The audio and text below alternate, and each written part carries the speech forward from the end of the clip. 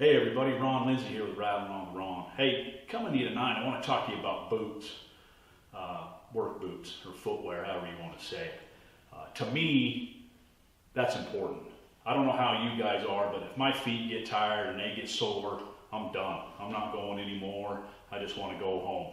Okay, so more comfortable my boots are, the more comfortable my feet are, the more productive I am, and I can, keep going.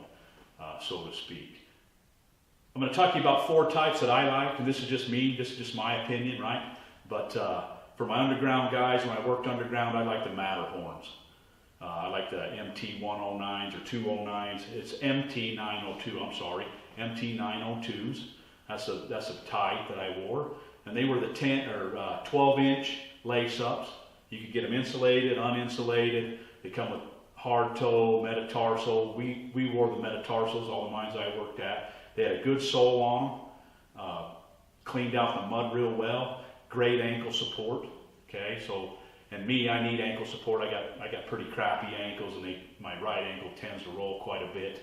In fact, the last surgery I have hopefully fixed that. I haven't had it roll yet, but anyway, good boot, good ankle support. The only thing I didn't like on the Matterhorn was if I was in a lot of water, then it seemed like that water would come through and penetrate the boot pretty easy. Not easy, but it'd come through the boot and I'd end up with wet socks. And then I was miserable that way. But I think that was my fault for not oiling it, not oiling my boots like I should. We had an oil station where after you got out of the boot wash, the next day you could oil your boots up good, and I just didn't do that enough, I don't think. But it would go right through there and my feet would get wet. Good boot, cost about $319 to $330 a pair, so they're pretty pricey. Hopefully where you work they pay for your boots or they reimburse you some money back, right? I don't know too many places that don't do that. So, but it's important that you get good boots, right? Good support, what you want, okay? Another boot I wore underground was the Lacrosse, the 16-inch pull-ons, the rubber boots. Everybody probably used to seeing these around the mine, especially underground coal. I didn't like these boots because, like I said, I have shitty ankles, and I think that's another reason I wore the Matterhorns as much as I did in the water is because my ankle tended to roll. If I wore this type of boot, I had to wear an ankle brace, or I was pretty much guaranteed my ankle would roll. But they're a good boot. A lot of guys like them. I always had to put inserts in them. Because they made my feet hurt. They just didn't have good padding inside, didn't come with good inserts. So again, that's just my opinion. I know, like I said, some guys love them and that's all they wear, but I didn't care for them too much. But that's the two types I wore underground. Prefer the Matterhorns over the rubber boots. The Crosses cost about $174 and them rubber pair, $174 to $200 depending on where you go. But again, a good boot, waterproof for sure. They're rubber, and I always had a couple pair of each. That way, if I was in a ton of water, I could go to the rubbers. If I wasn't, I'd wear the Matterhorns. Again, whatever it is that you like. When I went onto the surface mine, or metal, non-metal, and even when I was in coal surface, we didn't have to have the metatarsal. We just had to have the hard toe or steel toe, whatever you call it, composite toe. And this right here is the best boot I've ever had, right? Again, this is just me talking. This is what they call the Red Wing Flex Force. It's an 11-inch pull-on boot. Has a Vibram sole, great sole. You can't really see it real well, but again, this cleans out good. You get in the mud, it self-cleans. It's not as slick. When that mud's gone, it had good traction. This one's getting wore out. The tread is on it, but what you got to consider is I've had these boots right here for 3 years. Okay, now granted, I don't work near as hard as a lot of you guys out there, but I do put a lot of miles on these boots, okay? This is a good boot. I've neglected the hell out of these boots. I've never oiled this pair of boots right here one time, okay? And that's not very good, but I'll tell you this, I've never had water penetrate this boot, and I've been in a lot of water with these boots, okay? Wore these for 18 months out in South Carolina, and get about 60 inches of rain there a year, and my foot never got wet one time in these from water penetrating. So this is a good boot. Never rolled my ankle one time in this, and I've never had to wear an ankle brace with it. They have good ankle support. These Red Wings are good. If there's two things I can badmouth about this boot or talk bad about it is on the inside of the boot. Up here where your big toe goes inside of here, I don't know if it's just me, but there's a big hole in there now. In that, so I need to put an insert in it, tear this one out and put one in there. So I wore a hole in that.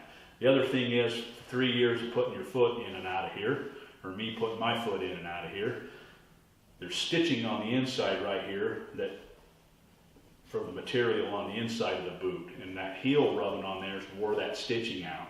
And so now when I go to take my foot out of my boot, my heel sometimes will go into that hole and it'll catch like that and I can't get it out. So then I have to reach down and put my foot back in and push with my hand to push that down and get my heel out. So that's the only two drawbacks of this. Again, 3 years in this boot right here. This is a damn good boot. $250 to $280, somewhere around there, again, depending on where you're buying it. Good boot. Only two drawbacks, I said. You may need to put an insole in it or do something because you may wear that stitching out. But that's just me. Okay, you guys may wear them for 50 years and never have a problem with them. But very comfortable, pretty lightweight, not near as heavy as a Matterhorn. The Matterhorns are pretty heavy, but not as light as a rubber boot. But somewhere in between there, but it's a good boot. A couple weeks ago, I went and bought some new boots, these Keens. Had a lot of people talk to me about the Keen boots or tell me about the Keen boots, how they loved them and the best boot they've ever had. So a couple of weeks ago, I went and got a pair of these. These are the Keen Lansings. They're a mid-sized boot. I'm going to try that out. Like I said, my ankles are pretty crappy and they roll. Well, my right one anyway rolls quite a bit, but last surgery I had to put an internal brace in my ankle, and so I shouldn't roll it. So that's why I got these mid-sized ones to see how it works. These boots are light. This is about as heavy as a tennis shoe. This is a good boot. It has the hard toe. And what's nice about the Keens, I don't think the other ones do this, Red Wing, Matterhorn, whatever. Their hard toes is just, they just put it in there. These are asymmetrical. Okay, so it's a hard toe for a right foot and a hard toe for a left foot. It's not the same in both. Okay, so you have more room for your toes in there. These boots are comfortable. Okay, this boot right here runs about $125, so it ain't gonna break the bank.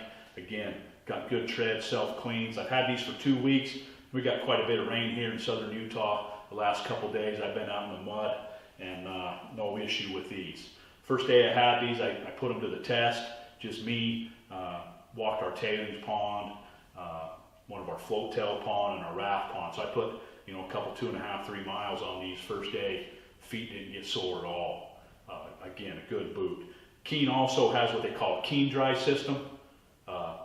Lets vapors out of the boot, but doesn't let water in. Okay, so good boot. Again, I had them in water last couple days, feet never got wet. I don't know what they put on the inside of this boot right here, but this yellow stuff right here, this is the best, most comfortable work boot I've ever been in. Okay, my feet don't get tired. Again, it'll make me more productive and I'll do more.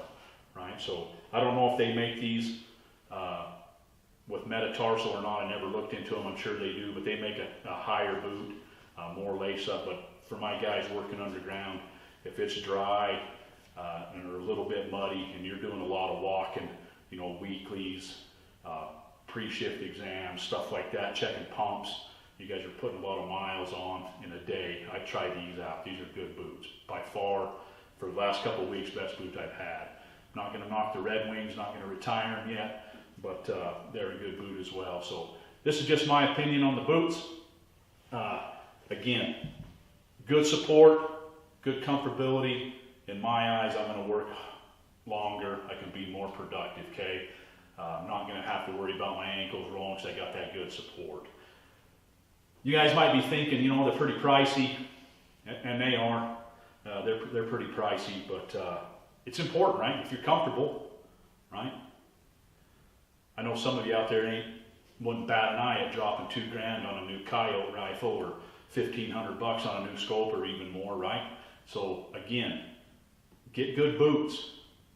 Gonna help you work longer, gonna keep your ankles protected, keep you from slipping. That way you can go spend money on that rifle and new scope and go out hunting and stuff like that. So again, footwear is important. No different than a hiking boot, right? So make sure you're protecting yourself at work. When you go back to work, speaking of that, make sure you have a safe shift. Okay, go back and have a safe shift. If you see a hazard, report it to somebody if you can't fix it. Just don't walk by it, let somebody know, right? That's how we're gonna get to zero fatalities and zero injuries, and we can do that. It's just gonna take one shift at a time. It's gonna take everybody looking out for one another. So I'll talk to you later on Rattling On with Ron, and you guys have a good evening.